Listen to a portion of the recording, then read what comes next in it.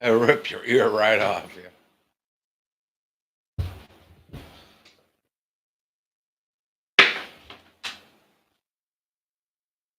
I could have done that for you. Supported Iran is probably over 80% of Muslim American donors in this country. 81%, so 81 of the mosques that he surveilled were in some way or other preaching jihadism and hatred of non-Muslims, and this is in the United States. The 2011 study, Sharia and Violence in American Mosques, published in the Middle East Quarterly, surveyed 100 U.S. mosques selected proportionally by state Muslim population between 2007 and 2010 and found that 81% contained texts advocating or justifying violence in the name of Sharia or jihad.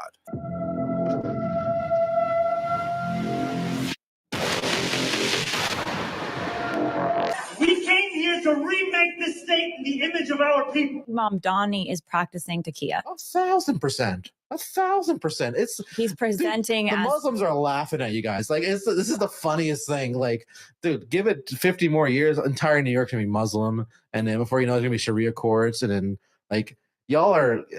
It's like shooting yourself in the foot. And I'll also say that it's Muslim money. The PACs that have supported Iran, or a particular PAC that has supported Iran, is probably over 80% of Muslim American donors in this country. 81%, so 81 of the mosques that he surveilled were in some way or other preaching jihadism and hatred of non-Muslims, and this is in the United States. The 2011 study, Sharia and Violence in American Mosques, published in the Middle East Quarterly, surveyed 100 U.S. mosques selected proportionally by state Muslim population between 2007 and 2010 and found that 81% contained texts advocating or justifying violence in the name of Sharia or jihad. 51% calling for overthrowing non-Islamic governments, with 84.5% of imams recommending these materials during services. Counter studies claim U.S. mosques largely deter extremism and reject violence, rendering the 81% figure a provocative but unreliable indicator of widespread jihadism.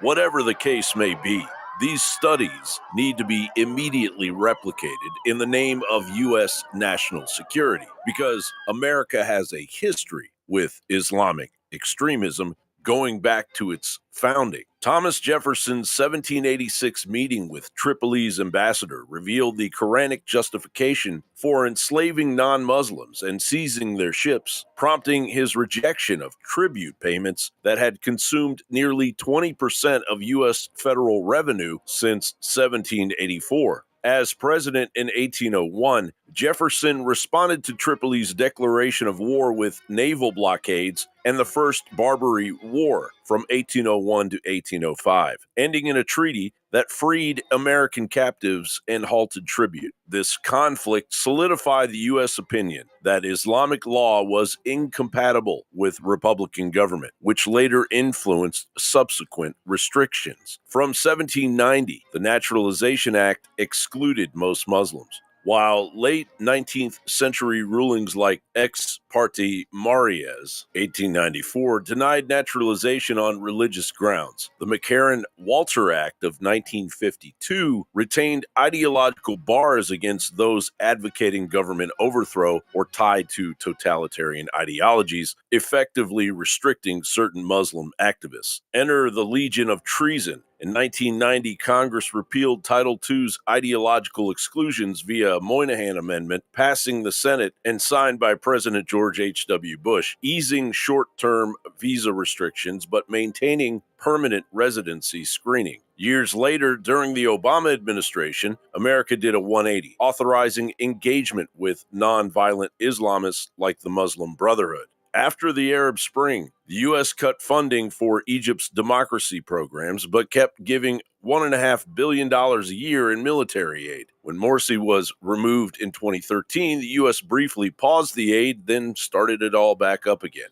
After rebels led by former al-Qaeda commander Ahmed al-Sharaa, aka Abu Muhammad al-Jilani, toppled Assad in December of 2024, the U.S. quickly embraced the change. Biden lifted al-Shara's $10 million bounty. The U.S. is now engaging Syria's new leader at the UN and with top officials, betting on his promises of elections and stability to counter Iran and ISIS, despite his jihadist past. And despite the overall goal of Islam clearly on the jihadist warpath of global conquest. We take the jizya from the non-Muslims, the combatants, the enemies of Allah and His Rasul, sallallahu alayhi wasallam. We're taking in exchange for your blood, for your life. Do you understand? We're taking it in exchange for your blood, for your life. It is time for us to stop calling Islam a religion. It is a civilization that governs every aspect of your life. And most importantly for us in the US, it is a civilization that is duty bound according to the Quran to install Sharia law worldwide. Thomas Jefferson would not be pleased. John Bound reporting for InfoWars.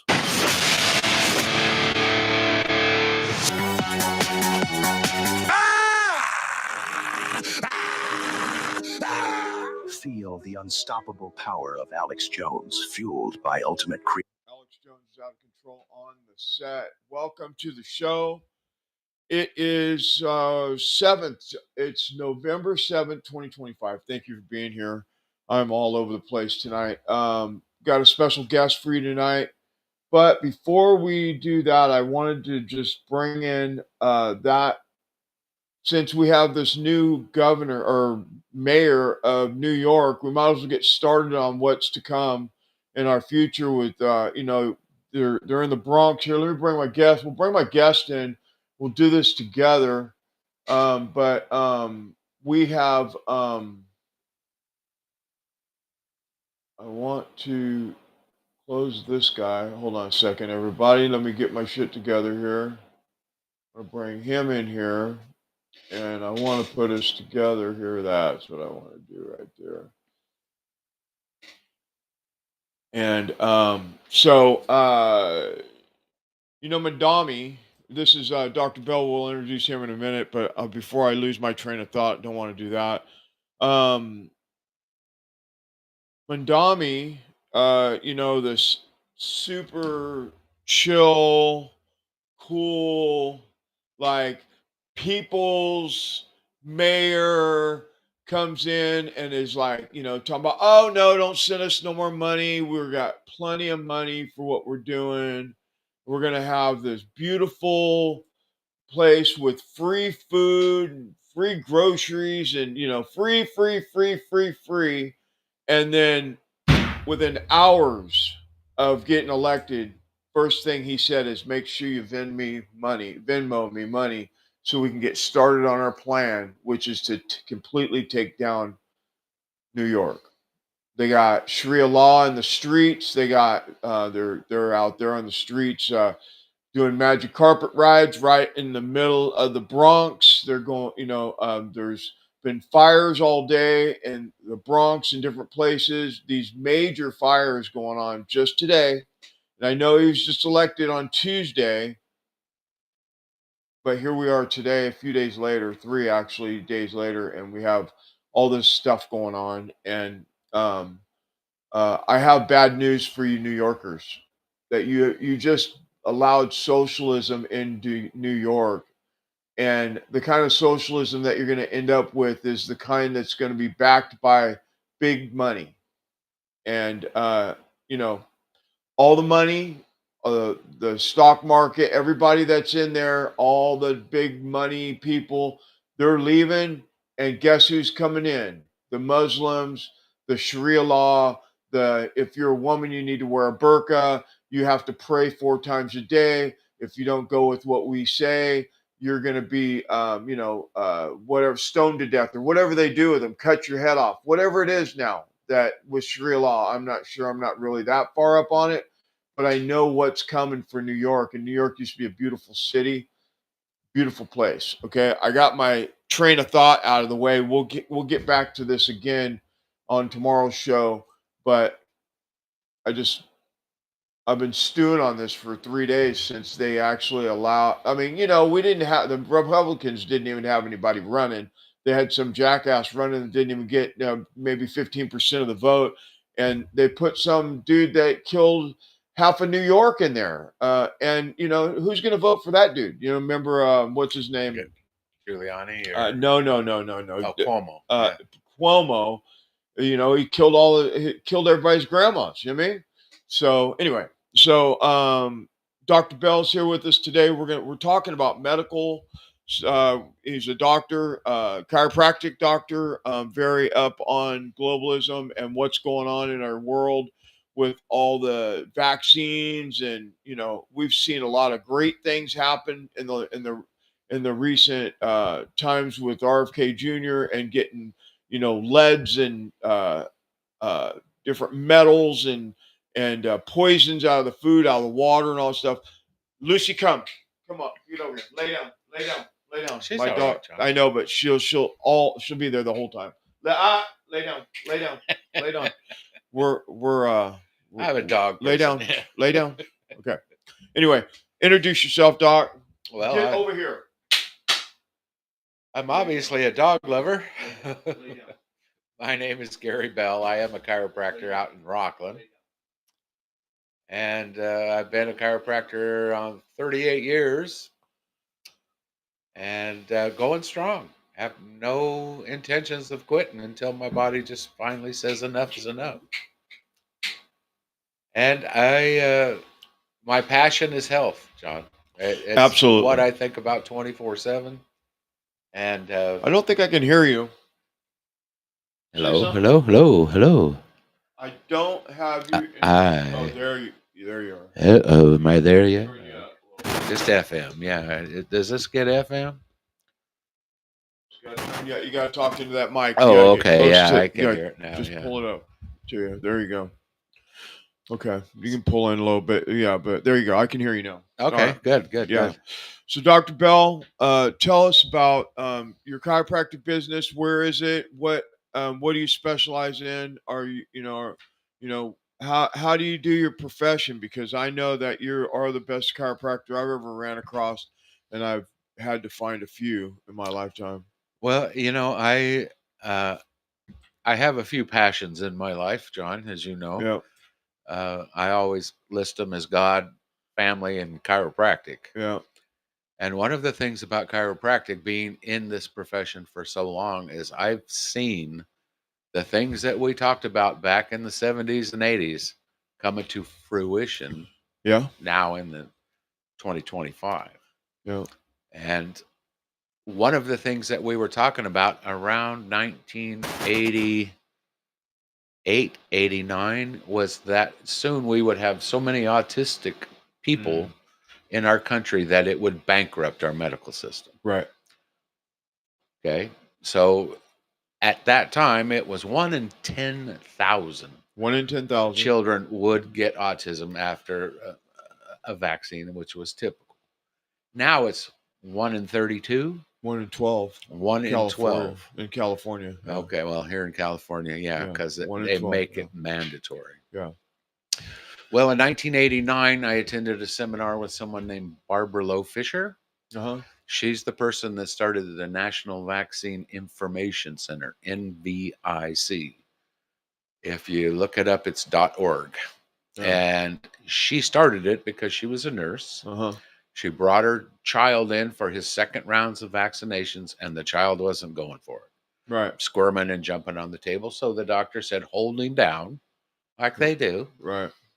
She did. They gave him the shot. Instantly, he became autistic. Oh, my Started God. screaming at the top of his lungs, became nonverbal, became sensory overloaded, and she couldn't believe that she held her child down for Right. that to happen. Felt guilty right away. She felt Yeah. guilty right Yeah. away. And in 1986 is when we sold our souls to the devil, if you will, Right. as far as pharmaceutical companies. Yeah. Because they came to Congress and they said, we're going broke. We can't continue to provide vaccines because we are being sued out of business. Right. Well, the Congress in those days during Ronald Reagan, they said we can't have that happen. So what they did was they gave them immunity. They Right. granted them immunity for any future damages that happened. Right. In response to that, they set up the National Vaccine um, Injury Court. And in this vaccine injury court, if your child was injured by a vaccine, you can sue the government, you can sue ourselves, and maybe get recompensated for the damage that they've done to your child. Now, the sad statistic about the National Vaccine Court is that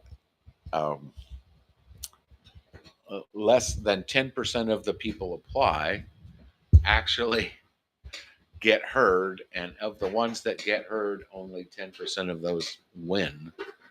The last that I heard, COVID victims that were injured by the COVID vaccine, the average payout for that, John, is $19,000.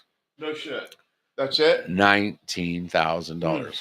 We're sorry we gave you a brain hemorrhage, or we're sorry we caused your heart to stop, but here's kidding. 19 grand. That ought to make you feel better. Mm-mm. Well, if that doesn't piss you off, I don't know what will. Well, when I heard Barbara Lowe Fisher speak, as is my nature, I started to research vaccinations. And back in the 80s, it was tough because you actually had to go to the library and ask for the research magazines. Right. Right. And then you had to go to the copy machine and spend 5 cents a copy. You know, Right. this was all before computers. Right, of Now course, it's click, obviously. click, done. Yeah.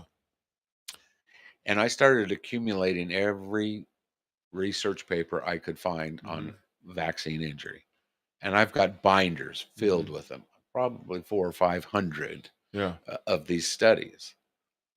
And with that, I started warning people, Right. Including me. including you. Yeah. And we're progressing along. And by the way, I didn't listen, or I did partly listen, but everybody wasn't listening when you said about the vaccines. Right. Because I have 2 autistic kids. Right. You know, but one before you and then one after. Right. But anyway, back to your story. Well, anyway, when I really became involved is when they decided they were going to make the vaccinations mandatory for school age kids. Remember, what was it, first grade and seventh grade? Yep. Something like that. Yep. Well, and of course, we used a personal exemption for as long as that lasted, about 20 minutes. So then we went for a medical exemption, and we had to do genetic testing. We had to send it off to labs. And it turns out that my daughter has the genetic marker MHTFR,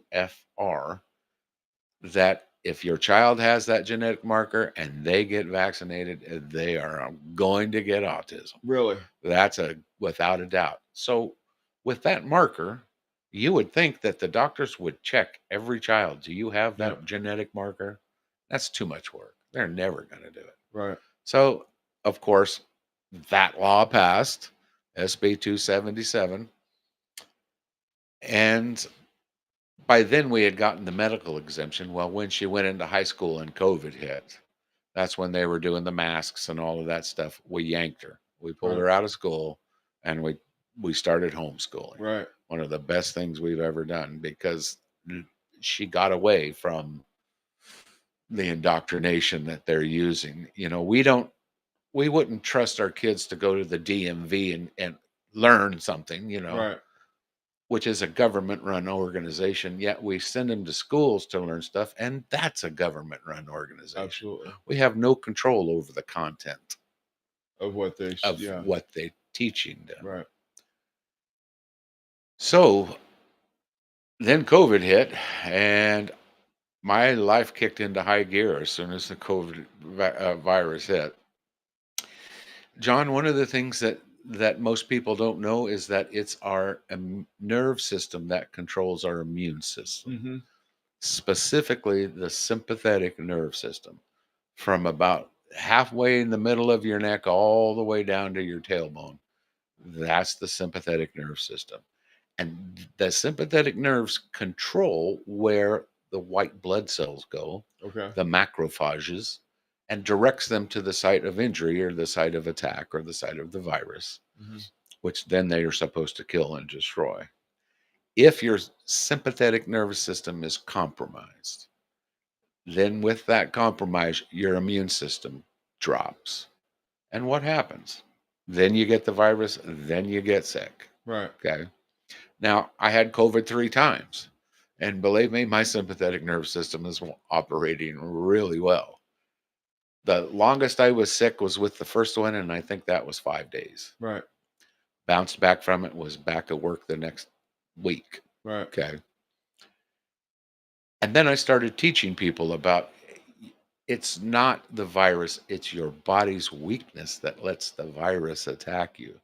So, how can we build our immune system? Right. And there's a whole bunch of easy ways to do it. I mean, Right. one of them is go see a chiropractor, okay? Right. And get your sympathetic nervous system under control. We can add supplements to our diet.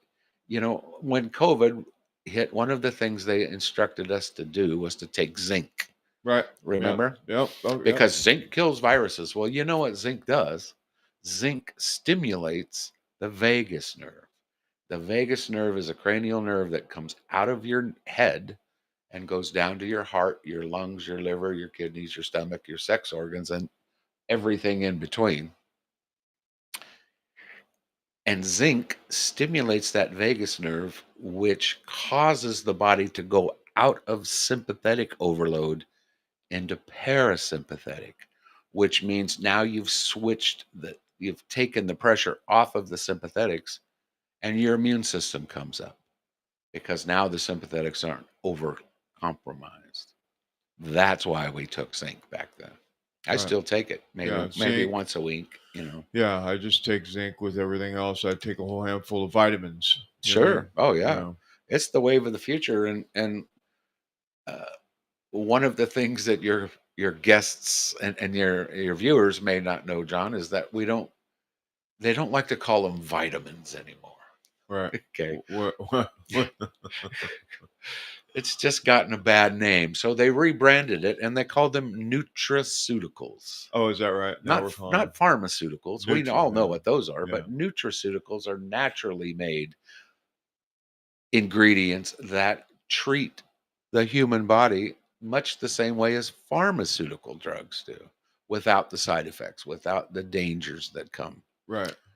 I personally have gout, you know, and what gout is, if you don't know, it's your body's inability to break down protein. And when you can't break down protein, uric acid is the end result that builds up in your blood and eventually crystallizes and goes down and starts shredding your feet, your toes, your knees, your ankles. Right. And when you have it, you never want it again, and you wouldn't wish it on your worst enemy. But there's a doctor named David Perlmutter who wrote a book called Drop Acid. Well, instantly, my Grateful Dead mind went, "Oh, I got to read that book." Yeah. All right. Of course. And it was all about how they're looking at nutraceuticals now to fill in the missing pieces of the genetic defect that you have. Wow. So I like to use a real easy example. 1 + 1 = 2. It depends on who you ask. Well, yeah. You take away the second one out of that, and 1 plus blank = 2. Right. Well, with the nutraceuticals, they can form them in certain combinations that actually fill in that missing one. So in my case, my uric acid levels were at 13. Right. Normal is under 3 or 3 or under. Within 2 months, my uric acid level dropped to 2.7. Really? Because I was taking 5 different nutraceuticals, including vitamin C, Right. omega-3 fatty acids. Okay. It's an easy plan to follow. And the next thing I know, my uric acid levels dropped. I started feeling good.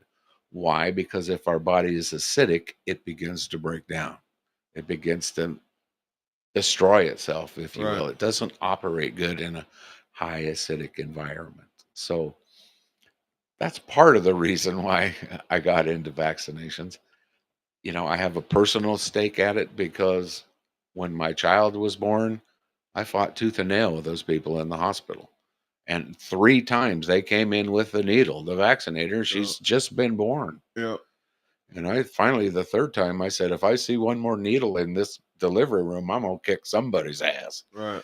And so they put a big sign out on the front door, no vax. And this one nurse was just pissed at me. Oh, yeah. Why don't you want to vaccinate your child? It's my choice. You don't have anything to do with it. Right.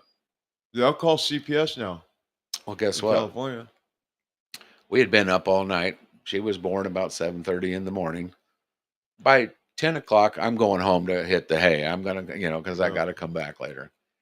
And Nancy fell asleep. And when they fell asleep, they took our child to clean her and to do all the things they say they're going to do. They gave her that. Guess who has an autistic child? Yeah, yeah. I do. Yeah. And we think that nurse came in and vaccinated our child. No shit. Without our permission. Now, we could subpoena the hospital records, and they couldn't lie in those.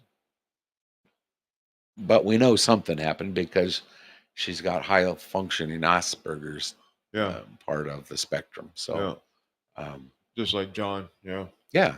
Yeah. Right. They're sick. So you kind of covered it during 2020, and we all found out because there's a couple things that we found out. One thing we found out that they were full of shit. They're completely full of shit. They didn't even know what they were talking about, and the things that they did know that what they were talking about, they lied to us about and told us something completely different, like the ivermectin or whatever you wanted, and we talked about it, and there was a lot of different things that you could do instead of getting vaccinated, and a lot of people chose to get vaccinated, and now you have this epidemic going on now where people are cancers, long COVID, long COVID, or they have turbo cancer, or their cancer that they had gotten rid of 5 years ago has came back and it kills them. Encephalitis, Hey, all these different my things. best Lung friend problems. Yeah. My best friend, 49 years. Against my better wishes for him, he went and got every COVID shot and every booster that came out last December. So I'm talking 2024. Yeah. They got diagnosed with liver cancer. Yeah. By May, he was dead. Dead, just like that. And the doctors were like, yeah, we're seeing these now, and we don't have any. It's like, we don't know where 1 + 1, doc, equals 2. And especially when they started releasing the vaccine insert that they have to put in every box of the vaccine. And if you unfolded it, it would be 6 foot long. I mean, that's how much is in this. Yeah. And every injury that they have reported from the COVID vaccine is in that vaccine. They knew it was coming. Right. They had planned on it for coming, I guess, because they went ahead and released it. We can get into that. Oh yeah. The truth is the truth. And Oh, we don't man. hide the truth here. We tell the truth here. And they did. It's intentional depopulation. Oh plan. yeah. So, Yeah. I mean, there's no way around it. I mean, when you look at it from, first of all, they said that they were not going to release. They told the judge that they needed 75 years to release the findings of the trials that they quit on. They didn't even complete the trials, like on pregnant women when they had issues. They just stopped the trials. They never finished the trial. All those different things that we've talked about on this program for years. We've talked about this over and over and over during the time. They just stopped, if somebody was having issues, if there was like an adverse effect about, some part of their trial, they would just stop it, like on pregnant women. Oh yeah. They never finished the study. Oh yeah. Kids never finished the study. They were talking about kids were the ones not getting 6 COVID. months. Yeah. Yeah. They were doing 6 months. Anyway, so without getting into that rabbit hole, because that's a whole nother one, what they have done, not only to the children, but to society at large. Like there's people, it's been about 5 years now. So 4 years, I guess 4 years. And what some of those doctors said that were saying, hey, don't vaccinate, don't get these vaccinations. These vaccinations are not safe. They said that in 5 years, you get the first one or two, you're going to be okay, kind of, but not exactly. you probably end up with long COVID, different things. But as soon as you start getting the boosters, you're done for. And within a few years, you're going to end up with turbo cancers. You're going to dead. Remember, these are all experimental vaccinations, Mhm. and they're not even vaccinations. Right. Because number one, they don't prevent you from getting COVID. No, they don't. Number two, they don't stop you from transmitting COVID. Right. So if they don't work, then why are we taking them? Right. One of the I things can tell you why. It's a money grab. Oh yeah. And not only that, but it's a control issue also. Right. One of the big lies that came out of COVID, and I think this was 2023, maybe 24, the COVID vaccine has saved 3 million American lives.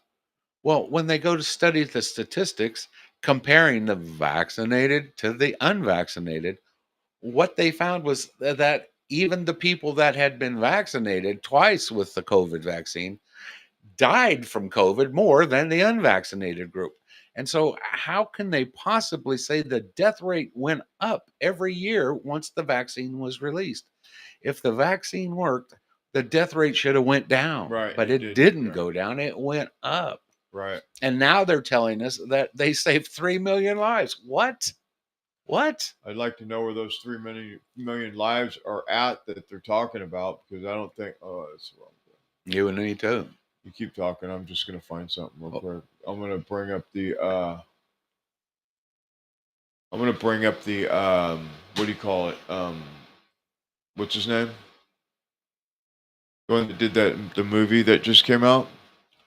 Oh, Del Bigtree? Yeah, Del Bigtree. I'm going to pull that up right now. I've met him and talked to him several times. He is on fire, boy.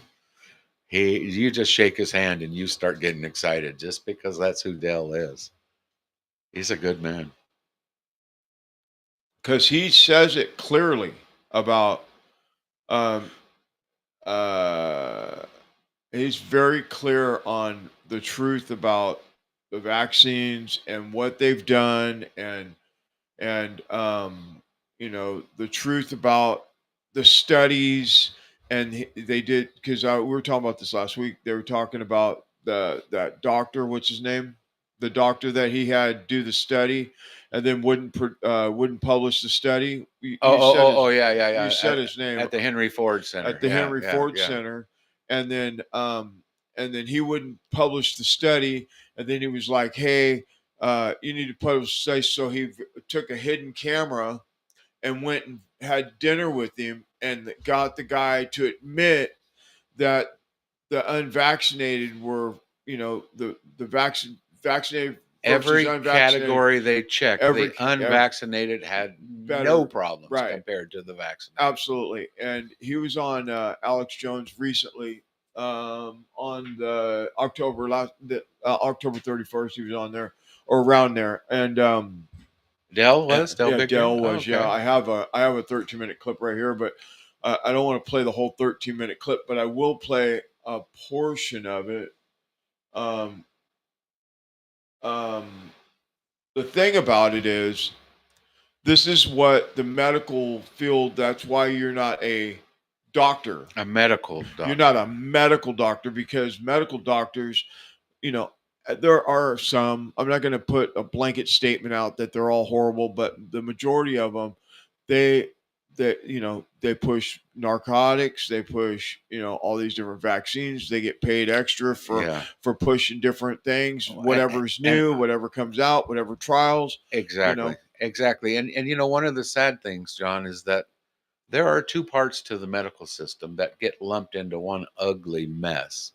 And it's really not fair to them that we do that. So, if you look at the statistics, lies, and damnable lies and statistics. Right. Okay. If you look at the statistics, what you can see is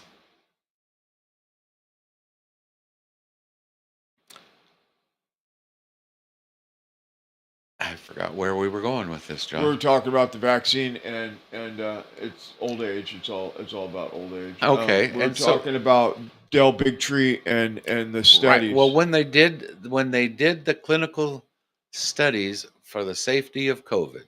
Yes. Okay. How would you do a clinical study, John, if you had a vaccination and you go, well, we want to see if this vaccination is safe. So, what kind of experiment could we do? A mouse.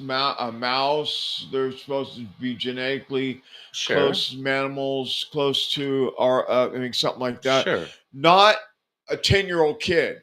right, Okay, right, we would because not. that's unethical. But Right.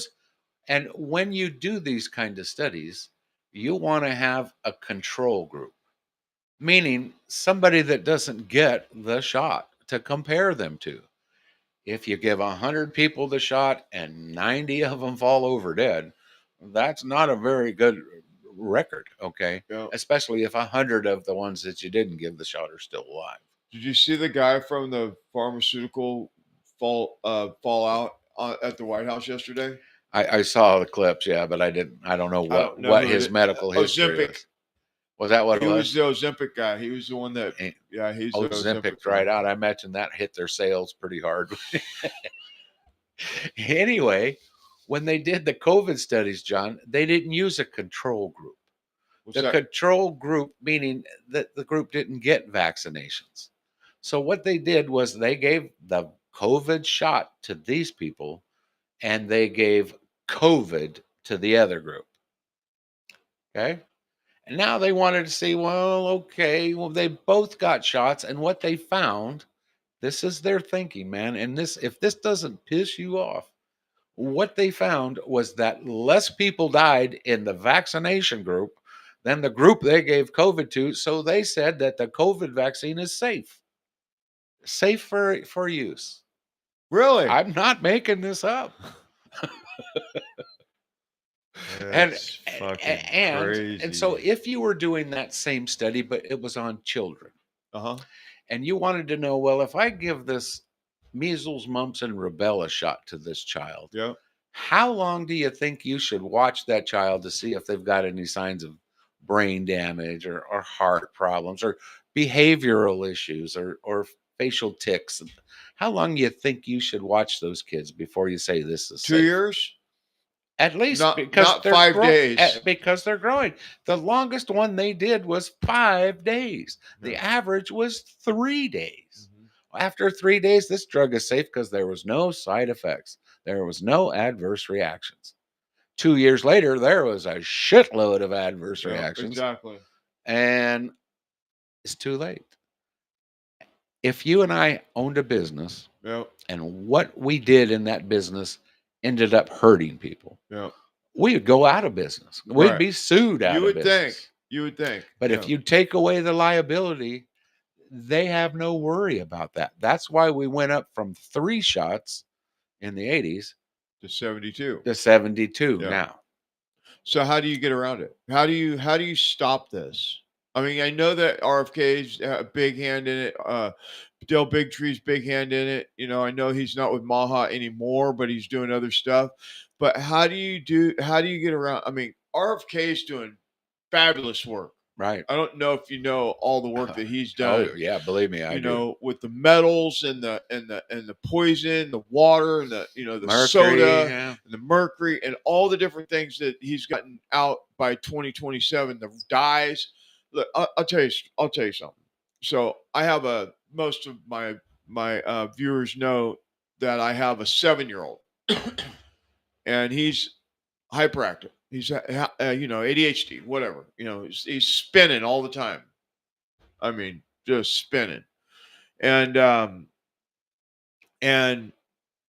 sometimes he'll come home from school and he'll have like some treats.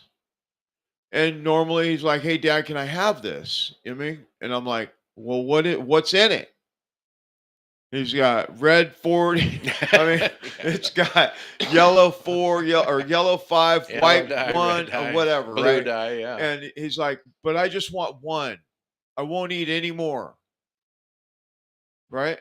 Just one, little piece of hard candy or whatever. And when if I allow him to have it, within 10 minutes, he's doing jumping jacks in the back seat, climbing out of his seat because he's so wound up from the dyes that are in. And that's what it does to the children, by the way. And so we were uh, my wife and I took the kids. There was 4 or 5 little boys, and we took out for Halloween. Around the neighborhood, and one of them would go up to a house, get some candy, take some out, open it up, start eating. I'm like, hold on, kid, hold on, right? Saying kid because I don't want to say his name on air. Come here, Johnny, whatever. And I'm like, what are you doing? He's like, I love candy, and I'm like, you can't just open up this, and this is horrible that we have to do this, but hey, you can't just eat candy without me. I have to inspect your bag first. I have to make sure nothing's open. I have all these things, and he's like this. He's like, huh?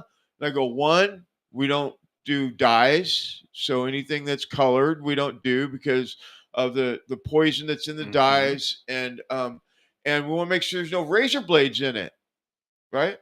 And he goes to the next door after we have this conversation. He's like, "Did you is your candy factory wrapped? Does it? You didn't put razor blades in it?" He's like 5, right? You taught him well. But my point was the dye. Yeah. My point was that hey. So you know what that does, John, is that causes inflammation in the brain. Is that what that is? And what we think all of these autistic children are going through is that in development, because of the growth of the brain and then throw the vaccines in there, aluminum and mercury cross the blood-brain barrier and go right into the brain. And what that does then is that starts rewiring the brain to act differently. And we recognize that rewiring now, and there's 100 different ways it does it. There's 100 different forms of autism.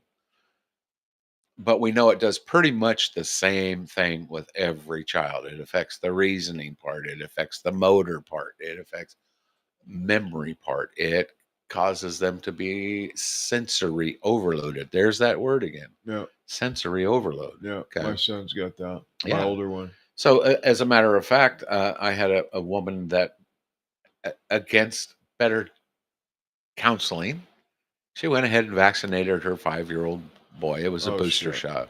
A boost? COVID or no? No, regular old, good old. 5-year, Let's give them what we got. And the next day he went averbal and was not looking at her, and sensory overload, had his hands to his ears, and she freaked out, as one would expect. Yep. Got the diagnosis of autism. Well, he's at that age, ma'am. This just happens sometimes. Yeah, no, that's bullshit. Never mind the fact that 2 days earlier he had just had a round of vaccinations. Right. Well, I had read a study that had come out of one out of Iran, one out of Egypt, which is really weird places for scientists to work. Sure. But these scientists were working with autistic children using omega-3 fatty acids and something called superoxide dismutase, which cleans the brain. Okay. And what they found is that they could reverse autism in these kids or slow it way down. Really? Yes. And so I read these articles. I got this stuff for this woman, and it took about 3 weeks. And one day he turned and looked at her and said, "Mama," and wow. and held his arms out for her to come and hug him. No shit. So anybody out there that's having problems with autism, autistic children, and what is it again? It's omega-3 fatty acids. Not the Amazon style pharmaceutical grade. It has grade. to be pharmaceutical grade for its purity, because you have to take more than you normally would for that to work in the brain. And then something called superoxide dismutase. Superoxide dismutase is an antioxidant that works in the brain. How we discovered superoxide dismutase is they were working on brain injury people, and they found all of this superoxide dismutase floating around in there. And their wisdom at that time, they thought superoxide dismutase caused brain damage, because every brain damaged person they saw here was this superoxide dismutase. Well, 20 years down the road with the research finally done, what they found is that every single cell in our body produces superoxide dismutase to keep the brain healthy. And when you have brain trauma, all of that superoxide dismutase comes out of the cells and surrounds the brain in an attempt to heal it. Yep, right. Okay. Right. So I take it just for clarity. Sure. You know, even though I space out every now Like and then. Ginkgo biloba used to be back in the 80s. Yeah, sure, sure. I don't know if they still use that. You talk nutraceuticals to people, and very few of them even have ever heard of superoxide dismutase. I think I've heard it, but SOD, they call it in the biz. Okay. So that's a big area of research now. There's not a lot of money in it because pharmaceutical companies aren't going to sponsor something that'll heal people without. They want to keep the cycle going. Yeah. And it benefits them to keep you sick. Well, let me ask you. Did you hear what Dale Bigtree was talking about, or not Dale? RFKjr was talking about this new treatment for autistic, nonverbal and verbal autistic kids. No, I didn't see that. They were talking about it. I was looking for it right now, but it is a pharmaceutical, unfortunately, but that they're doing these trials on this medication for kids that are have extreme autism, you know, like the nonverbal and stuff like that. I wonder if that's what's in it. I'm going to have to look that up because so they were just talking about it when they were talking about the autistic when they were talking about the childhood vaccine schedule and how they're, you know, that shouldn't be mandatory, and that whole thing that they were talking about last month. And that's one of the things that they talked about, because I listened to the whole thing. I listened to it twice, actually, because and they were talking about, I don't know if it was Dr. Oz or whoever it was, whoever the doctor was, I don't know. Because I was listening to it while I was working in the backyard, and then I backed it up and listened to it again. That's what I do. I'll just listen to shit on repeat because sometimes I need it, because I probably need that oxygen, that stuff in the brain, probably, because I'm so brain dead. I got it in my office, John. Well, I didn't know. I'll have to get some next time I'm in there. By the way, I'll call it. Yeah, no, but listen. So it's like, if there's anything that we can do to help people, that's, you know me. That's my goal. This whole operation here, which we're behind cameras and you don't really see the operation, but one day we're going to do it. We're going to, when we get it fully operational where we need it, we're not there yet because I don't have a producer. Then, but I mean, I'm going off in dreams. I'm going off, dreams. But my whole thing was when I found out, and I had this conversation with you in your office. When I found out what they did to us in 2020, and then 2021, and Alex Jones actually was like, if you can't go out and protest, and if you can't go out and let your voice be heard somewhere at the Capitol, or whatever it is, so that so we can let the people know that, like, there is hope for us somehow, some way, right? Because Alex used to always go out with the bullhorn and then start a podcast or something. And I was like, I got to do something. I can't just sit around watching these corrupt politicians and these doctors and they're just listen, my wife for years, so I've been doing this since 2021 or so, late 21. She used to say, that I'm just a conspiracy theorist. And as it unfolded, and because she's smart, one of those smart people. She's very smart. She's very smart. She stopped the school district. She realized that what they were doing to her was poisoning her brain. So, which, by the way, if you have kids in the public school system, we don't. We took our kid. We have one that's about to graduate, and he won't. He wants to stay in school, but he's high functioning autistic, so they can't really brainwash somebody like him anyway, because he's like That doesn't make it sense, doesn't yeah. make sense to him. So he's like, nope, guns and God. You know what I mean? So but the younger one we have in a Christian school. It's not a public school, or it's whatever it's called. Anyway, my point is, I couldn't stand the fact that they were doing what they did to us. I mean, if you go back to 2020 and look at what they did, if you could, like, if maybe you're new here, you don't know about, you're like going through YouTube or Rumble or Getter or X, and you just run across this podcast, and you're like, or this show, and you're like, what are these two assholes talking about, right? Well, the whole reason why I started this was because I had to do something with it. My wife used to call me just a straight conspiracy theorist, but as it just keeps unfolding and just falling right in her face, and she's seeing it, and she's like, oh my God. Hard to deny. Oh my God. It's hard to deny it once you see it. And until you see it, you're going to be like she was. And she quit her job, got a new job where she didn't have to be around a bunch of people with pink hair and crazy liberals, which, hey, everybody has a right to be whoever they are, just don't poison my children. And so now she's caught on now, and we've talked about Now this. it's not a conspiracy. Now it's not a anymore. conspiracy. Yeah. It's just, can you tone it down when we're I don't talk politics at all when we're at gatherings.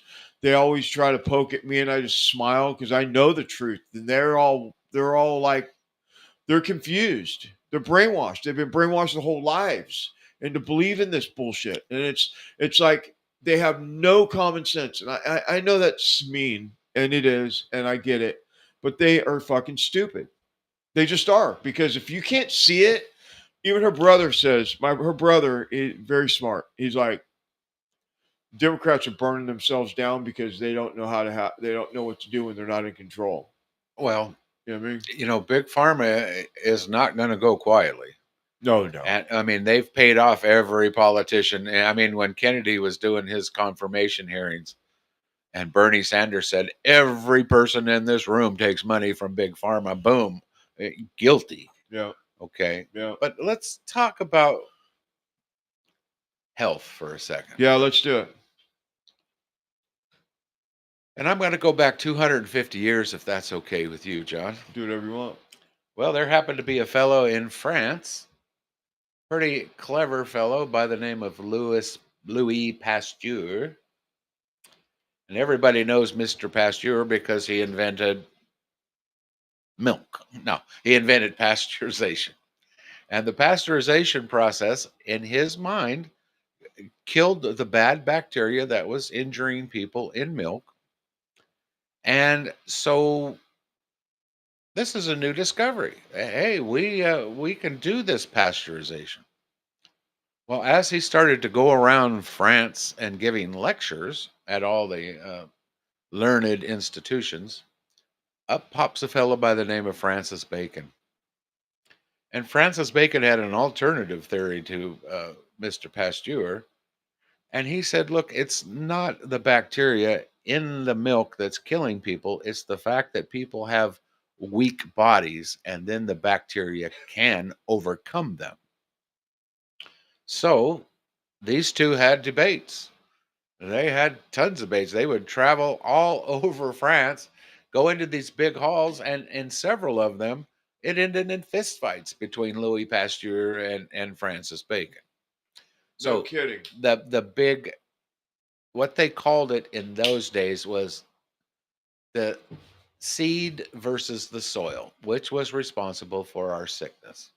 The seed meaning the bacteria or the virus, or the body. If the body's weak, does that cause it? Well, they debated, and Louis Pasteur had friends in the French Medical Association. After greasing a few palms and a few under the shady table dealings, he got the French Medical Association to adopt his germ theory of disease. That's what they titled it. Germ theory. The germ theory of disease. It's not the body. Any germ that goes into your body is going to have some negative, harmful effect to you. Is that true? Well, 2 years later, the American Medical Association adopted that. And all of a sudden, it was in medicine the germ theory of disease. That's when smallpox vaccinations came out, all of this stuff. Right. By the way, the guy that invented smallpox, when he gave it to two of his own children, they died. Mm-hmm. He created it, gave it to his kids, and here they died right in front of him. Oh, my God. Oh yeah, it's safe and effective. You know. Can I So- can I ask a question about that? Sure, go ahead. So that theory The that germ germs theory. kills you. Mhm. Germs are horrible, but They're everywhere. listen. So I'm never sick. Rare, not never. Rarely, Hardly, yeah. Rarely am I sick, and I have the kind of immune system that fights stuff. But I also am not in an incubator. Right. You know what I mean? And this is great because when everybody was doing the dry your hands out with sanitizer that does nothing for you, or whatever crazy idea that they had, like masks and all that bullshit. One way in the grocery store. Everybody that put the mask on was sick constantly. People that use hand sanitizer, people that wash their hands a lot. My wife was sick all the time. Remember, she was very liberal when we, early on, and and I'm like, hey, stop washing your hands so much. It's there. You take a shit, go wash your hands. You know what I Right. mean? You're cooking food, Sanitation. cooking, chicken. Wash your hands, wipe the counter off. But like every time you touch anything and you automatically wash your hands with soap, you're defeating the purpose of human, Right. in my opinion. Right. And that's the question. So Am I right? no, you're absolutely right. And getting back to it, so our medical system was built on faulty premise of the germ theory of disease. So now Really? fast forward 200 years, and all of a sudden we got COVID. Okay, one of the things that they said that is almost guaranteed for get you to have COVID if you have comorbidities. If your body is already sick, you get the COVID, it's guaranteed you're going to get it and maybe even die. So, by their own admission, they admitted that it's not the COVID, it's the body. The worst virus that's out there, of course, it's Ebola, unless they're making one in China right They now. are. The Ebola virus only kills 50% of the people that get it, which means 50% get it and don't die. Right. And that's because their bodies can fight it off, John. And Sure. and so the best defense is a good offense. Mhm. Get your sympathetic nervous system under control. Take things that are going to feed your immune system. Exercise, positive mental thinking, those types of things all keep our body healthy. The foods we eat. We were just talking about yellow dyes and that kind of stuff. Our entire country eats nothing but carbohydrate. Garbage, yeah. And our bodies are then set up to burn carbohydrate. Well, when you get too many carbohydrates for your body to burn, well, it stores it as fat. Yeah. Okay. But there's another way. You can switch the way you eat and start burning fat instead of carbohydrates. Right. And not put any carbohydrates into your system. And as a result, all the inflammation goes away in your body. Right. And when you're done eating all of these protein and green leafy vegetables and avocados, your body comes alive. Right. I mean, I have got so much more energy, and I've only done this now for 2 months. Right. I used to get off work and go home and drag around and go, oh man, Yeah. I got to sit down. Now I'm coming home from work going, what can I do? Yeah. I mean, it's Yeah. just that much Well, difference. you're but not dragging an extra 50 pounds, you mean? if you expect the medical profession to save you, No. it ain't going to happen. No, they're It's not coming to not save you. going to happen. But my point earlier was that the medical profession is divided into two. It's Okay. it's trauma care, Okay. okay, and then it's health care. Okay, so trauma care, you get shot, you have a heart attack, your spleen blows up like my son's did. You go there, and we are number one in the world statistically in saving lives. Right. But if you look at the other side of that coin, healthcare, we're dead last in the world in healthcare. In our country, where we spend more money on insurance and healthcare than most of the countries combined. And Huh. yet we are the worst. Highest infant mortality rate, lowest longevity rates for American men and women compared to Japan, compared to Europe, compared to Australia. We suck. Right. We're dying off really quick, and it's because of that part of the medical profession. These other Medical guys, part, the yeah. trauma care guys, they're in there saving lives, and they do a damn good Right. job. But we need to draw the line between the good guys and maybe not so good guys, Right. if you know what I Well, mean. yeah, I mean, I've been telling people for the last few years, don't go to the emergency room unless you have trauma. hmm Don't go because you're sick. They're just going to kill you. They're lay out in the They hallway. did. Yeah. They did kill people. They did. They killed them. They put them on the very thing that kills people. What? A ventilator. Yep. You know that you don't put somebody that's got respiratory. And obviously I found all this out from all my investigative journalism bullshit that I do. But you don't put, when somebody's got lung problems from COVID, Yeah. you don't put them on a ventilator. Your lungs are drowning. My son had a problem with his spleen, Oh, and it ruptured, and he damn near died. oh shit. Well, boom, up to Sutter, trauma care comes in. They saved his life. Yeah. They were draining blood out of his abdomen for a few days later. And so once he was stabilized, I come to visit, and the nurse is looking at his records, and she goes, "Oh, they're going to give him the flu shot today." No, they're not. And I said, "What?" And being a chiropractor, I'm supposed to be against that kind of stuff, but I thought, well, here I am in medical territory, and I better watch my P's and Q's. Right. So I asked this nurse, I said, "So, his body is working really, really hard now to try to heal from this ruptured spleen. Do you really think it would be a good idea to put aluminum and other things into his body, so then its body has to fight against that too?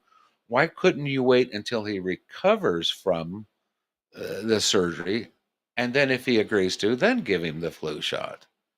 And she went, "I never thought of that before, but yeah, you're right." Wow. And I didn't knock her over the head. I just said, "Does this make sense?" Right. And she said, "No, it doesn't make sense." And so it's starting to change, John, but it's like a big ocean liner out in the middle of the ocean that has to turn around. It takes such a long time to make that circle. And right now we're in the middle of the circle. Robert Kennedy's plan, I know what his plan is, and he's doing it chunks at a time. Mm-hmm.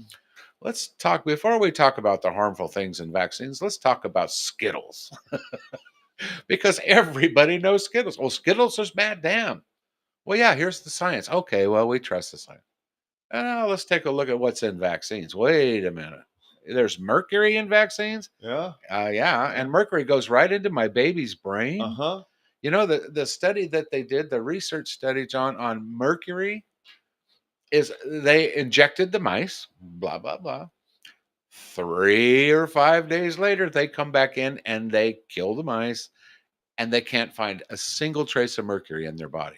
So mercury gets excreted from the body. We don't have to worry about it. We're going to inject our babies with this shit.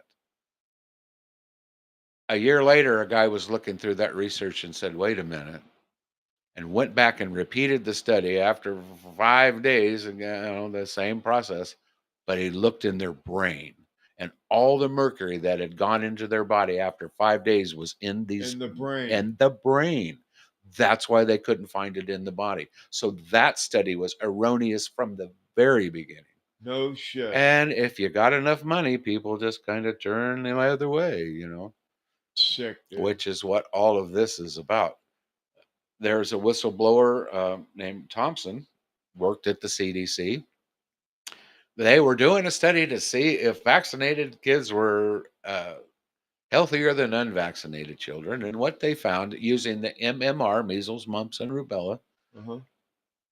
that black boys had a 300% chance of becoming autistic by taking the MMR shot. And Thompson went to his supervisor by the name of Fauci and said, hey, we can't release this shot because it's going to cause all these black boys to have autism.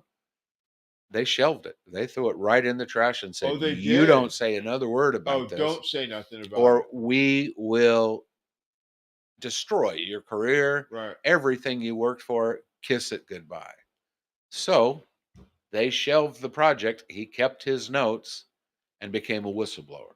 Okay. Oh, so they did shelve it though. Yes. They wouldn't release that study. It still hasn't been released. Did they release the vaccine or whatever? Of course. Oh. Okay.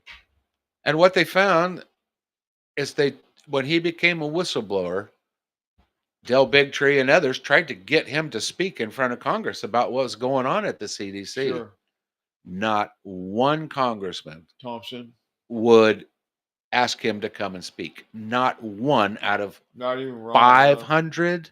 No shit. Not even Johnson. One. Huh? Not even then. Huh. So Johnson wouldn't do it? No. Huh. Like they say that we should make our senators and congressmen wear like race car drivers with their sponsors on it so we know who's paying them off. Jesus.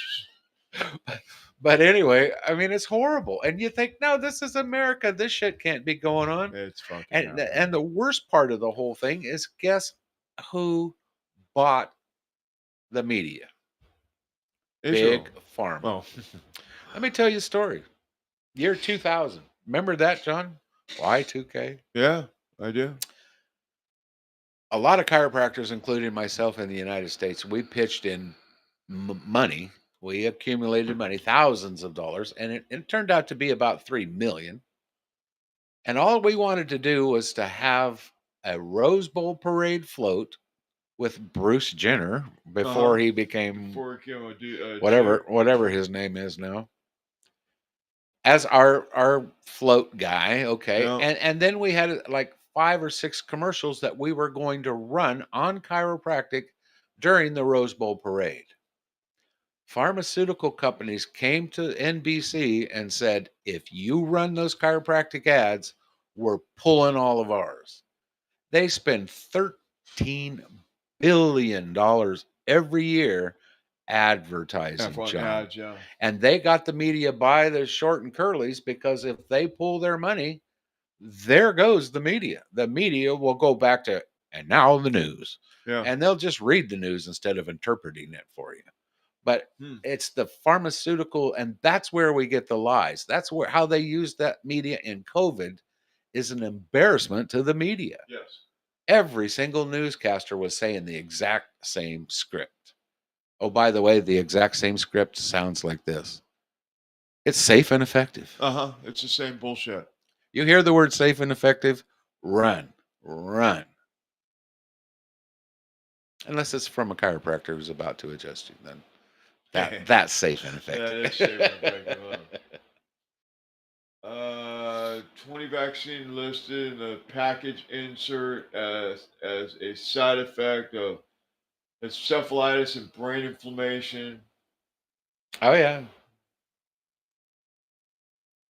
It should be banned. Hold on. Let's just real quick. Let's just take a little break here and do this. There's Dale. Let's do this real quick. Let me cue it up here. This was a funded study. The McCullough Foundation undertook it. It's really incredulous. The last time the Institute of Medicine looked at this issue is strictly regarding MMR and adjuvants. That was in 2004. We've been deep in this investigation for so many years and come to the same conclusions everywhere we looked for the actual science. Where is this mountain of evidence? And I had a mother say to me, autism is not caused. Autism is a symptom, she said, of a brain injury. I thought that was the clearest I ever, heard it stated. Is that similar to sort of what you're finding in this massive investigation? I think that was a very good analysis. 20 vaccines list in the package insert as a side effect encephalitis or brain inflammation. And what we see as a result, broadly, attention deficit disorder, autism spectrum disorder, tics, which are involuntary motor disorders, and epilepsy, they're characteristic of a post-encephalitic state. What are you hoping happens now? I think the childhood vaccine schedule should be suspended immediately at this point, and that all school, employment, military, university requirements for vaccination, they should be banned. There you go. That was exactly what we were just talking about, right? Exactly. So, number one, they're not safe. Number two, they've never been tested. I mean, scientifically correctly tested against a placebo, Right. an inert group. So, what these doctors did at the Henry Ford Center there in Michigan was they just looked at the data information that they already had in their computers. Yep. And they broke out kids. I think there was 14,000 kids in the vaccinated group and only like 3,000 in the unvaccinated group, which is about the right statistics.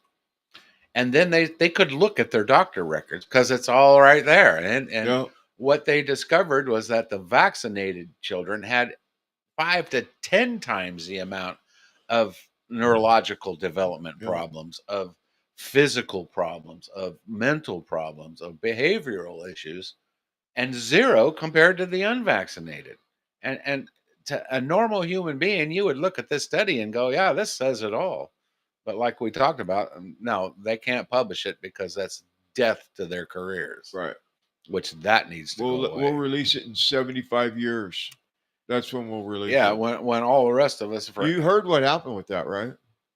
No, what happened with So, Dale Bigtree, by the way, yeah, was in that hearing or that court, whatever that was, and they were talking about releasing the COVID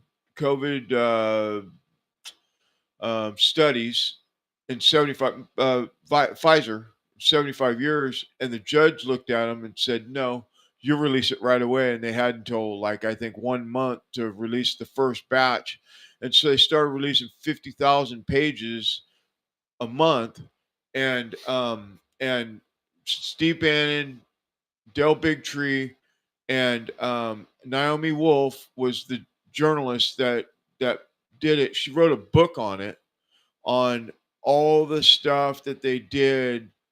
This is after people start dying from COVID vaccines, and there is a complete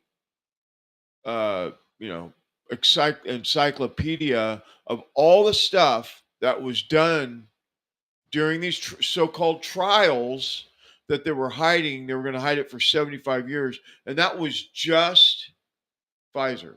And we know now that Moderna was, the dosages were double, and they were twice as bad as the Pfizer vaccines that they were given to 10-year-olds, 5-year-olds, well, 6-month-olds. I heard that poison is poison. I guess. Not to go back to the vaccine, but Johnson and Johnson's, the single shot COVID shot, had less deaths, I guess, less harmful. Yeah, side they took effects. They took it off the market. Yeah. So the safest one, they get rid of. What's that tell you? It tells. I mean, let's look at. I mean, and listen. So you got Bill Gates, right, releasing mosquitoes all over the United States right now with mRNA, what is it called? What's the mRNA? No, yeah. what's the real term? MMR or whatever. What's the real? Measles? There's a term that they use for it. It's not mRNA. It's maybe it is. Maybe it's mRNA, but whatever that is. And we have no idea what that does to the human body. Right. So so just so you know, I mean, I don't know if you probably know this. You're pretty up on this stuff. They're putting, and I have a video too. I'd have to find it, but okay. I write in my queue. I have a video about this, but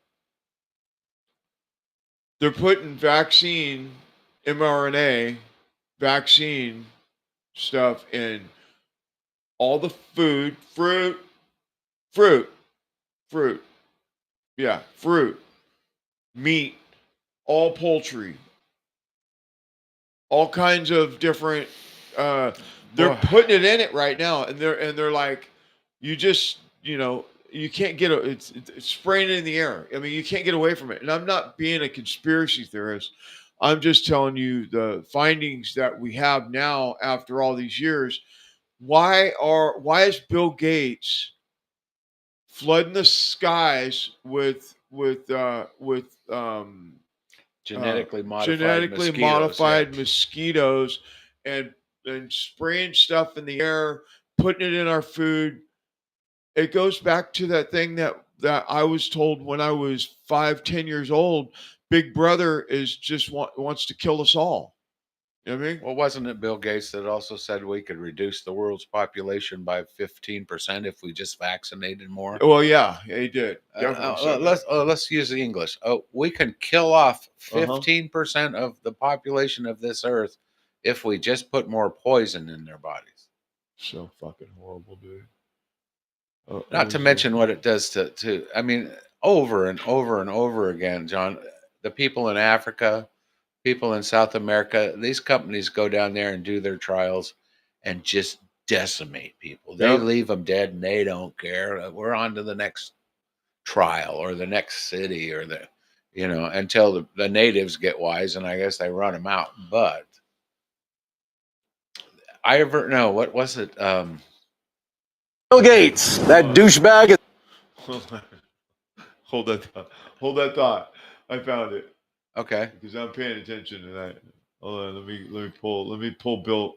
Let's put old Billy Gates in here real quick. Billy boy. Is at it again. I don't know how many of you knew about the billions, hundreds of billions of genetically modified mosquitoes that he is unleashing right now. Now, he talked about this 2 years ago in some speeches and talked about how he could use mosquitoes to put the mRNA vaccine in all of you, and you would never know what's happening. So I've said this before. I'm going to let you watch this video, but literally the EPA approved this. Now, they say they genetically modified them to get rid of malaria and things of that nature. When have you ever seen Bill Gates do any damn thing to help anybody on this planet but himself and the 13 families? Never, ever. I dare anybody to give me one example of what he's done to help humanity. So why would you think he gives a damn about curing malaria? But what he does care about is getting the vaccine in every single one of you so he can control you. Not only control the population by pushing a button and billions of people just drop where they're standing, but also controlling the rest of them. So, as I've said before in other videos, forget about avoiding the shots that are coming. Don't ever get them, but that ain't the point. They're putting it in everything that we do or anything that we're exposed to. Our food, our water, our air. Now they're even putting it in mosquitoes so they can come inject you. So, forget about avoiding it. It ain't gonna happen. It's in you. If you're on the planet these days, you've got the mRNA spike protein in you. What you got to focus on is detoxing from it and staying on that protocol to keep it detoxed until we get rid of these 13 families and all their puppets that are doing this to all of humanity. But watch this video about Gates and what he's doing with the mosquitoes. Bill Gates is turning you, me, and the whole world into a gourmet buffet for billions of genetically engineered mosquitoes. And he's doing it with the approval of the Environmental Protection Agency. Live experiment greenlit by the EPA. He didn't get the approval of the people, though, and some aren't happy about it. The executive director of the Florida Keys Environmental Coalition said that the EPA forgot its middle name, protection.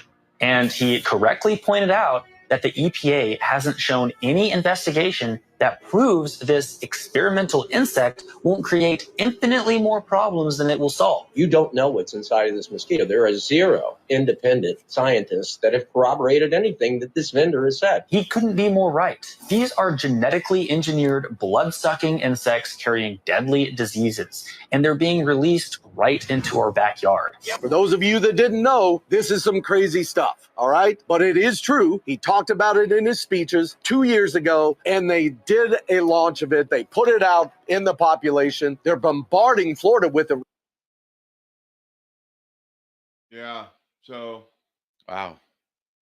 There you have it. So, mean, maybe it's population control again, John, going back to It's that, or maybe, definitely. our government has experimented on United States citizens bunches of times. I mean, we all know about the LSD and all of that Yeah. stuff going on in the Bay MK Area. Ultra. Yeah. But it was either 1949 or 1950. The United States Navy wanted to see if they could create an aerosol that they could spray that would drift into cities with pathogens in it and destroy the enemy that way. Well, they needed a target city to practice on, and they did. They released toxic fog, and I'm not making this up, into San Francisco. No shit.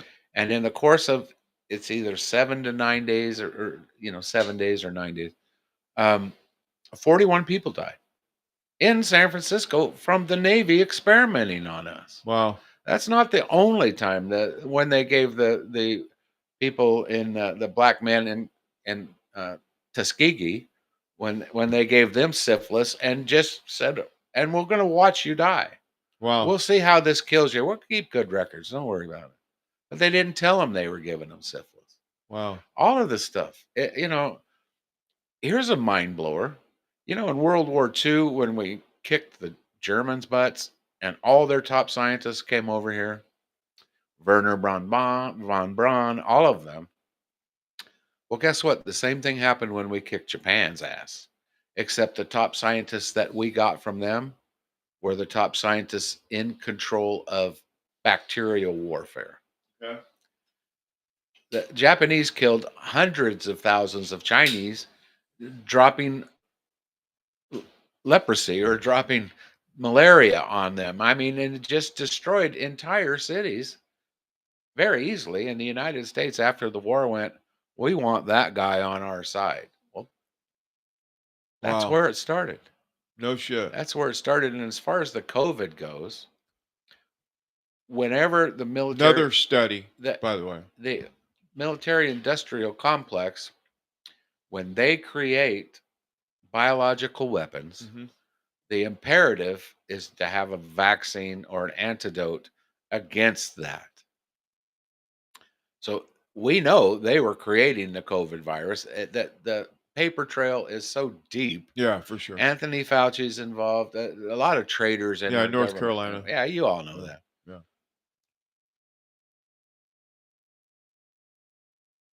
And yet we bring the top guy from Japan into our country to develop these things, and then they get released on us. Right. And I'm trying to still figure out what COVID was all about. Well, I believe it was a control issue as well as a population Well, deal. it's multi-pronged, by the way. Yeah, you know more about Yeah, one of the things that they did was it was about control, to see what would happen to with the masses if they said, "Hey, do this, wear a mask, 6 feet. I mean, 6 feet. Yeah. Wear a mask, but when you're sitting in your restaurant, you can take your mask off and eat Yeah, because the viruses only float about 5 Right, right. And, wear a mask, wash your hands. They had all this hype, get a vaccine, all these different things that Right. they said, or here's a good one. If you're sick, stay home until you're really bad and then come on in and then we'll put you on a ventilator and kill you. That was the other thing. That And did. they were paying hospitals for every COVID I death. think $40,000 for every one. Now, how morbid is that? Yeah. We're going to pay Sutter for every heart attack patient that dies. We'd go, what? That doesn't make any sense. So, what do you think? Who's the 13 families? Do you know the answer to that? I could probably name 3 or 4, but I couldn't name all 13. How families. about you? I'm going to start looking. Okay. I'm gonna have to figure that out. Well, Rothschild's got to be up there, yeah, for sure. Yeah. And what's the deal with Bill Gates? Why don't somebody just take him off and kick his ass? Like, well, he's you not a can't do this shit. scientist. I don't know what. He's a billionaire that just wants to kill the world. I don't know. In James Bond, we would call him the villain. Yeah. He's definitely a villain. We'll kill the world. Fauci's still walking around. I don't know. I don't know. Nothing's happened. You know So- what? It's all bullshit. Well, hold on. So, okay, so when we get out into my line of country, right now, they just subpoenaed a bunch of deep staters, and they're going for more. They got Brennan. Comey's already indicted. We got Susan Rice just got subpoenaed. Brennan Clapper just got. You know about that? Do you know about those? Oh yeah, I've heard all that. But No, this is just the last day or so. It's all over the news right now. so what? We're still waiting There's a for bunch more.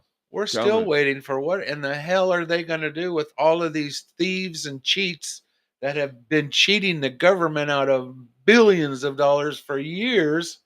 Oh, well, we'll stop the payments to them, but wait, you could put these people in jail for theft and oh no. Oh, you mean the SNAP benefits or the Social Security or the people that have been collecting Social Security on their dead grandma, for 200 years, yeah. Yeah. And what's the shit about Nancy Pelosi law that they're wanting to pass now? Oh, what is that? That in Congress, insider trading is okay. Oh, really? And so they want to pass a law to prohibit insider trading in Congress. Do you know that she just retired? And the joke is they called it the Nancy Pelosi law because she's made more money from insider trading than anybody. That's their big joke. So, they could pass a law. It ain't going to change shit. Yeah, so tomorrow we're going to get into all that stuff. Just so you know, we're going to get setting into your all that. viewers up for tomorrow, John. Yeah, well, I mean, we're going to get into all that stuff on the Saturday Night Live edition.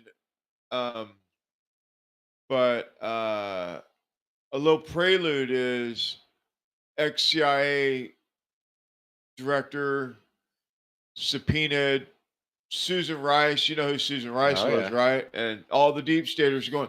And the signal is that there is 20 more right behind it. And so, in the media sphere, there's a lot of talk about Trump's not doing nothing. Nobody's ever going to get arrested, all this stuff. And whatever happened to all that Doge money anyway?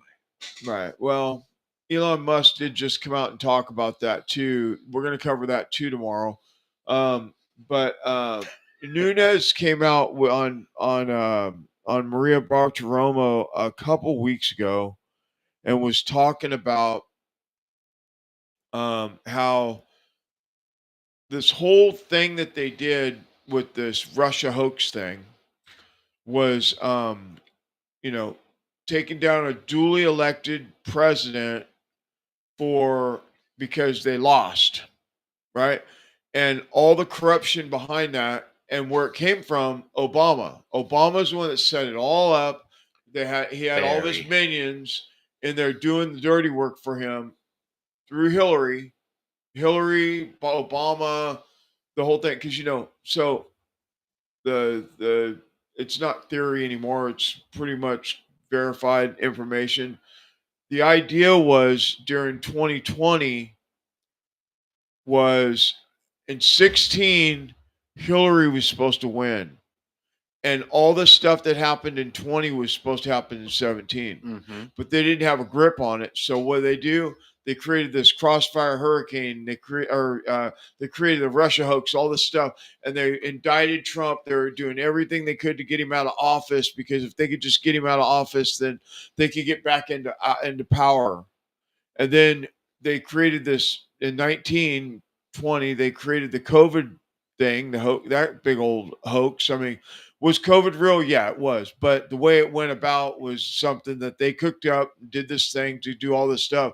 And so, when what was supposed to happen was they were looking at like a 5-year lockdown. That's what they were saying. There was supposed to be a 5-year lockdown, but when they released it under Trump, and Trump got a grip on it the best he could. But he had, Fauci and all these people giving All him these all kinds of traitors, bad yeah. information. So we're lucky that more people didn't die. Well, I want to go back to one of your first Yeah, comments go ahead. that you Go made ahead. before we leave. You know, them boys in New York, they ain't going to put up with that shit.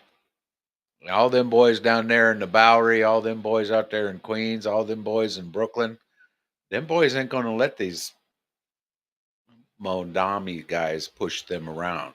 Them New York guys are tough. Yeah. And you wait, there's going to be violence like you've never seen in New York. And the press is going to say it's violence against Arabs or violence against. You can only push people so far until they start pushing back. Oh no, it's all over the internet. And already. I feel like right now in our country, this is kind of where Civil we're War. at. We are tired of being pushed. Yeah. I'm tired of being pushed. Yeah.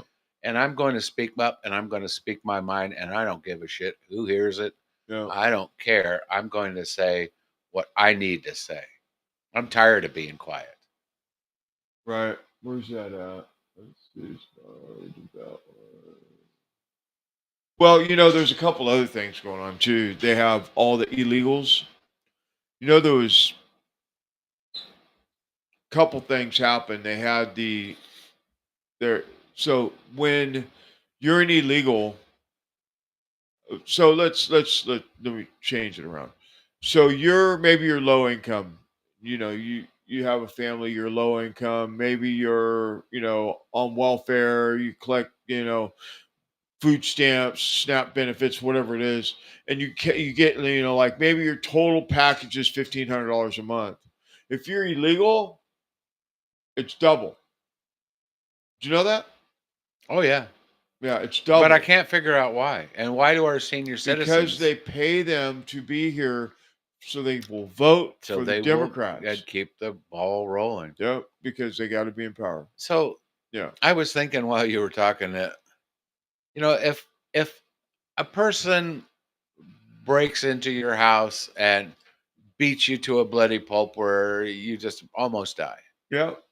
Nobody feels sorry when that guy goes to prison because he did an illegal act in this country and the laws say you do that, you go to jail. Well, what's the big deal about these people are here illegally? They need to go home. Yeah. They could be here legally, but we're not going to support them. Do you see see the violence that's being done against ICE officers? I've seen the clips. Yeah. And those ICE officers aren't going to be putting up with that shit a whole lot longer either. They haven't been. They got the green light to do whatever they have to do. They're saying that you attacking an ICE officer, lethal force is part of the income. Yeah. And the problem is, I think people get really bold and really brave sitting behind their computers. Yeah, but as soon as you get out and try to poke your finger in somebody's nose, you're going to get punched in the face. They're doing these ICE raids, and the protesters know where they're at before they get there. There's a mole somewhere tipping them off. Yep. And so what they're doing is they're going to these neighborhoods to get these illegals, and they're surrounded by protesters, but they're not protesters. They're paid agitators. Mm-hmm. So they're all paid agitators. It's just like the No Kings thing. Those weren't. I mean, you got the boomers that were there, the old people, the really old people. They're all gray. They're like, yeah, kill them. Yeah. I mean, yeah, you have those. Those are just the shills or whatever. Mm-hmm. But then you have the people that are doing the violence and all that stuff and burning shit and beating on stuff and doing it. Those are paid agitators. There's ads in and you can probably go on Craigslist right now and find ads for paid protesters. Yeah. Yeah, no shit. You get a few knots on your head from ice cracking you on the head a few times. You make $1,500. Then you sue them. Yeah. For because you only get the side that you want. You only get the video that you want the courts to see, and that's the ICE officer hitting you over the head with his nightstick. I mean, well, it's interesting because I like numbers. I'm an expressive, analytical kind of guy, And one of the things that I saw up on Fox, the number of people that have voluntarily deported is almost 3 to 1 to the ones that ISIS caught and deported. Right. So a lot of people went, "Hey, these guys are serious now. Let's just go home. You know, Right. they're going to pay our way. You know, let's Yeah. go." So Well, do you know that Trump came out early on and he said that if you self-deport, you have action to be able to come back here legally? maybe That you'll that's why. automatically Maybe be that's on a why. you'll automatically I be have on no a list. problem with people doing it the right way. But if you get deported, you can't come back. No, as it should be. Yeah. We had to go through some effort to find you, and that's another question: is how do they know where all these people are? I mean, they must have their spies out They too. know everything. Oh yeah, And they're listen, they know where they're at. I mean, hi CIA, hi it's FBI. not that yeah. hard to find them. I mean, Oh yeah, you know. no. But then you got these other people that are like, they call into these radio shows like, I'm worried that I can't go out of my house because I'm worried that ICE is going to arrest me. And they're like, are you illegal? No, I'm not illegal. My wife's not illegal, but she's afraid to go out of the house because she's going to get arrested. And she's not even an illegal, but that's the Just stay in your Prius. You'll be okay. Yeah. Anyway. Yeah. Anything else you want to cover before we close it off? Oh, you know what? I am encouraging everybody that hears my voice to get healthy. Yep. You know what? It's on you. You cannot depend on anybody else for your health. And YouTube is loaded with good things, and YouTube is loaded with some not good things. But you're responsible for your health. Yeah. And that's how you're going to get out of the medical cartel. Oh yeah. Is by not needing them. Okay. Yeah. So, in 2020, I was listening to Joe Rogan. And, one of, he had RFK, whoever he had somebody on there that was talking about, the COVID thing. And Rogan was talking about obese. Because, I used to be 315, pushing 320. And, me too, by the way. And I'm 5'7". I'm a little, I was round as a shape, right? And I heard that obese people were dying from this, this COVID thing. Right. So I lost 100 pounds, and then over the years I gained 50 back or whatever, and so I was 264, whatever. I was starting to slowly climb back up, and I eat healthy, all that stuff. And so I started doing and I watched Alex Jones go from like 300 pounds and lose like 70 pounds just from working out and fasting and doing all this stuff and being, spiritually fit and all that stuff. And he actually encouraged me. So, he encouraged me Nice. to work out. And, because I'd go to the gym for half an hour, throw some weight around, whatever. And then when I seen him do that like that, and the context behind it was like that your enemies want you dead. They want you They want dead. you fat and happy. They want yeah. you fat. They want you dead. Sick. They want to take everything from you. They've, because everything that they've said about Alex Jones is not true. Not a fucking thing. Right. Not one thing that they said to him. The court cases, any of any of that stuff. It's all fake, and it's going to come out. It's getting there, and he gives us little hints all the time. But anyway. He lost all that weight, and when he started doing that, I was like, you know what? That's a challenge that I'll take, and I started working out. I'm You're looking good now, John. Yeah, I lost 65 pounds. Yeah. I'm like under 210. Wow. Yeah, under 210. Wow. I haven't been this thin since I was a tweaker 40 years ago. So, very good. And fasting. Why intermediate extra fasting. weight is harmful for us? Number one, your heart and all that. Everybody knows that, but more importantly, when you're overweight, you have more inflammation. Yeah. And the more inflammation you have in your body, the number one cause of heart attacks isn't cholesterol. No, hell no. It's inflammation in the blood vessels that attracts the cholesterol that then clogs the artery. Right. It's not the cholesterol's fault. Yeah, they It's lied to us about inflammation. cholesterol anyway. Yeah, thanks to, Cholesterol's and not bad it, for you. it took 35 years before they admitted they were wrong. Yeah. And when they admitted they were wrong, by the way, the study came out of UC Davis. Right. When they admitted they were wrong, they went, well, we're not changing. We don't give a shit what that study says. Right. We're not changing. It's still cholesterol. Right. Lipitor is the number one selling drug. Yeah. It's also the number one cause of liver failure in our country. Oh, geez, let me figure that one out. Yeah. You know? Oh, so we got a pill for you for your liver next. You know what I mean? Water pill, this, Oh, yeah. that, you know. Oh, yeah. Yeah. And that's not to say some people don't need extra help, but I'm saying the entire premise is built off of sand, and that castle is crumbling. Mm-hmm.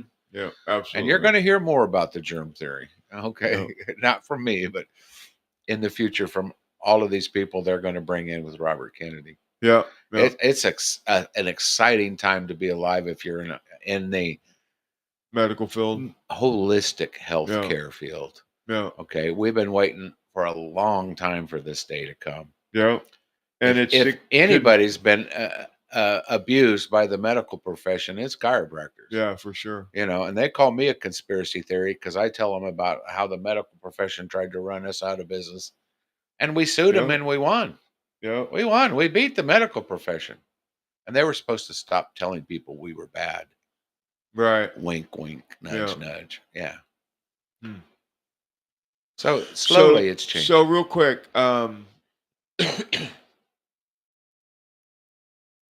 want to talk about your book? I know I have one right there somewhere, right inside that cabinet. Well, now that you mention it, I the philosopher Plato said that every man in his lifetime should do a few things. Number one, you should have a child. You should build a house. You should plant a tree, and you should write a book. And write a book. I've done all the others, so I decided, well, it's time to write a book. Can you see inside that cabinet? It's right there. It's like there's two of them right there. Can you see it? Oh yeah, I see them. So anyway, might have to sneak in there. I was walking. Can you reach it? See, there's two of them right next to each other. Yeah, right down here. I was going over. No, it's right here, John. Oh, I might have more than two then. Somewhere. There you go. There it is. Here you go. There's one. This one looked like the dog got to it. Dog got to it. Never. It's called Never, and it is a story interesting that takes place right in good old Rockland, California. Yeah. And it's taken from tomorrow's headlines. And I was at a daughter's play. She was in 8th grade. And I'm walking to meet my wife, and I hear this voice in my head. You need to write a book. Right. I'm like, no, I've never written a book. You need to write a book. So I go sit down by my wife, and I go, I'm hearing the spirit tell me I need to write a book. Well, my wife is like, well, then you better write a book. Yeah. I'm like, what am I going to write a book about? This is crazy. Well, the first patient that I saw in my office that day was my pastor. Right. And I'm adjusting him, and his wife looks at me, and she goes, Dr. Bell, you need to write a book. And there was the third confirmation. Mm-hmm. So I went home, and I'm sitting outside, and I'm going, well, I don't know how to write. What can I write about? What do I know? And so I'm reading the newspaper. We still got copies of the newspaper. And it was all about the fires that were going on up in Napa. Remember all that got destroyed? Paradise, yeah. And the Napa. one thing that propelled me into this book was I read where the insurance company's not sure they're going to pay for the damage. Right. And I thought, what would happen in that world? And all of a sudden, in 30 seconds, the entire book was in my head. And I got pencil and paper, and I scribbled as much rough notes as I could. And it took me about 4 or 5 months to write this book, but it's about what happens when the government takes over. And in my book, it's not our government. It's gosh, it's off the top of my head. Oh, John. I don't want to say New World Order, but it's Yeah, the it's a one in New new. York. It's a new world. You know what Yeah. I'm talking about? Yeah. Yeah. It's on the tip of my tongue, but I forget. But anyway, they The come Great in, Reset. and it's the Great Reset, and all of the people that are resisting, we all have to go underground. Yeah. And it's the story of this chiropractor who happens to be based off me. He's not going to stop being a chiropractor. And so he travels around and he takes care of people. And in between this, the story unfolds of how there's going to be a revolution. Mhm. And a revolution against the United Nations. That's the name I was thinking about. And the whole story leads up to that battle. And everybody that I know is in this book. Nice. Like the next book will have a character named John that's going to be Right. based off of John, Inspector John. Yeah. And it's how would you survive? Yeah. What would you do? How do you hide out? What differentiates you from everybody that's bought into the program? Right. Okay. It's all there. It was fun to write. My wife would read every chapter after I finished writing it, and she would go, "You're not getting up. You write the next one. I want to see how this turns out." You know. Nice. And I learned how to write, and I had to write it many times. I had a problem when I went to edit it because one of my patients was an editor, and this person will remain nameless. But it turns out she was left wing, as far left as you could get. And when she read my book, which is based off conservative Christian Sure. values, Right. she couldn't edit it. She wouldn't. And so finally, after 4 months, I say, "Look, what are you doing with this edit? It needs to be done." "Well, I'm sorry, I'm too busy. I can't do it." I knew why. So then I had to have another person that is in my immediate family, and she edited it for me. And so from start to finish, it took about a year, but 6 months of that was editing. Right. Okay, I'm not going to make that mistake again. But I've started a second one. It's the continuation of this one.